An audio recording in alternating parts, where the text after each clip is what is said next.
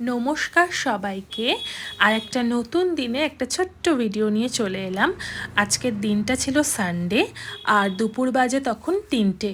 আমরা সবাই মিলে লাঞ্চ সেরে রেডি হয়ে নিয়ে একটু ঘুরতে বেরিয়ে গেছি।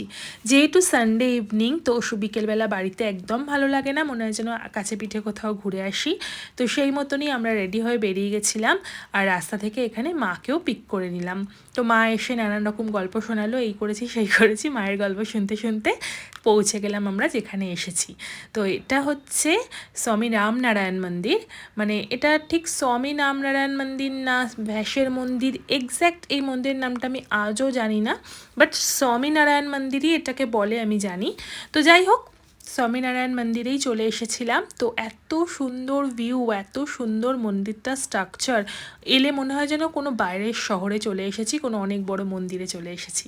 তো যাই হোক, এটাও অনেক বড় মন্দির একটা, আর এত সুন্দর এনভায়রনমেন্ট, এত সুন্দর বসে থাকার জায়গা, মানে গেলে কিছুক্ষণ থাকলে সত্যি মনটা ভালো হয়ে যায়।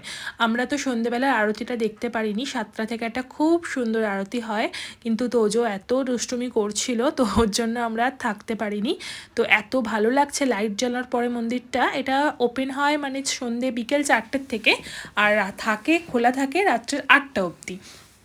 তো তোমরা যারা যাওনি তাড়াতাড়ি গিয়ে একটু ঘুরে আসো, বিকেলবেলা মন ভালো করার জন্য খুব সুন্দর একটা জায়গা। আর এখানে একটা বিশাল বড় ক্যান্টিন আছে ওদের ভেতরে, আর এখানে ক্যান্টিনের বাইরেও কিছু নতুন স্টল আমি দেখলাম বসেছে, যেখানে সিঙ্গারা গরম গরম আর চা বিক্রি হচ্ছে। অজস্র ভিড়, মানে কুপন কেটে লাইন দিয়ে সবাই, মানে সিঙ্গারা চায় মনে হয়ে গেছে, ডুবে গেছে। তো আমি আর ওখানে লাইন দিলাম না, আমি এখানে ক্যান্টিনের ভেতরে চলে এলাম। এদের ক্যান্টিনে আমি আগেও খেয়েছি, ভীষণ ভালো খাবার দাবার, প্রচণ্ড মানে টেস্টি থাকে, আর পিওর ভেজ থাকে। সবচেয়ে বড় কথা, এদের পিওর ভেজ, যেহেতু এটা মন্দিরের ভেতরেই ক্যান্টিনটা, তো পিওর ভেজ সব কিছু। তো আমরা বেশ কিছু খাবার অর্ডার করে দিলাম। এখানে 4টে কফি, দই বড়া, তারপর আমি একটা ভেজ মোমোও নিয়েছিলাম।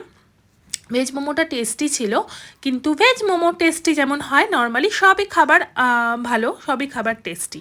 তো এখানে দইবড়া আর কফি খেতে খেতে আমরা খুব গল্প করছিলাম, অনেকটা টাইম এই ক্যান্টিনেই স্পেন্ড করলাম, কিছুটা বাইরে স্পেন্ড করলাম। আর তোজোর দুষ্টুমির তো শেষ নেই কোনো। দইবড়াটা এখানে আমি টেস্ট করতে করতে বলছিলাম একটু দইটা মিষ্টি ছিল, তো ঠিক আছে চলো। তো তারপরে আমরা খাওয়া দাওয়া করে 2টো জল কিনে নিলাম, আর এখানে পপকর্ন কিনে নিলাম। এদের পপকর্নটা ভীষণ টেস্টি ছিল, মানে প্রচুর স্টল বসে গেছে ভেতরে। মানে ঘুরতে খেতে খুবই ভালো লাগবে, বিকেলটা মানে ভালোই জমে যাবে। যদি যাও তোমরা প্লিজ ঘুরে এসো। আর আমরা ঘুরে ফিরে এখন বাড়ি চলে যাচ্ছি, মাকে ড্রপ করে দিয়েছি। কেমন লাগলো ভিডিওটা জানিও।